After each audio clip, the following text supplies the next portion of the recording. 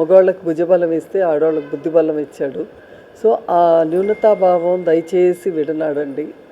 ఎవరికంటే తక్కువ కాదు. సో మనం తక్కువ అని ఫీల్ అయితే ఎదుటోళ్ళు మనం తక్కువగా చేస్తారు. కాబట్టి అందరూ కూడా ఇప్పుడు ఈ తరం కాదు, కాంగ్రెస్ పార్టీలో అయితే అనిబిసెంట్ ఫస్ట్ ఐఎన్సి ప్రెసిడెంట్ ఆమె Annie Besant, next Indian women president Sarojini Naidu గారు.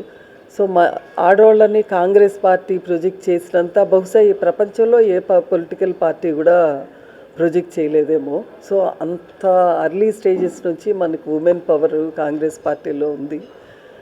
అనిబిసెంట్ను సరోజినీ నాయుడు గారు ఇలాంటి వాళ్ళ తర్వాత ఇండిపెండెన్స్ వచ్చిన తర్వాత ఇందిరాగాంధీ గారు పవర్ఫుల్ లీడర్గాను ప్రైమ్ మినిస్టర్గాను ఉన్నారు. సో ఇందిరాగాంధీ గారు కూడా ఆమె ప్రైమ్ మినిస్టర్షిప్లో ఆమె ఐరన్ లేడీ అనే పేరు తెచ్చుకొని ఉన్నారు. సో ఆ తర్వాత చూస్తే పొటెన్షియల్ లీడరు జనరేషన్స్ వైజ్ పోయిన తరాల వరకు ఇప్పుడు లివింగ్ జనరేషన్స్లో అత్యంత పవర్ఫుల్ అయిన ఆమె సోనియా గాంధీ గారు.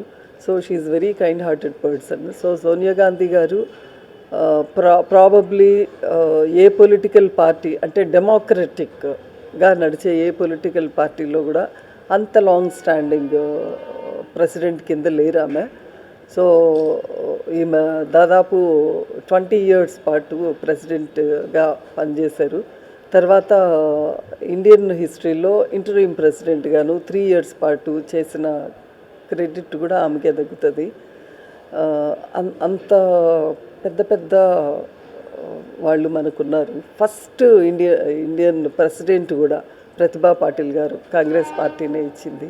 సో ఇంతమంది పొజిషన్స్ని ఇంతమందిని చేసిన కాంగ్రెస్ పార్టీ ఇంకా ముందుకి పెద్ద పనులు చేస్తుందని చెప్పి ఆశిస్తున్నాం.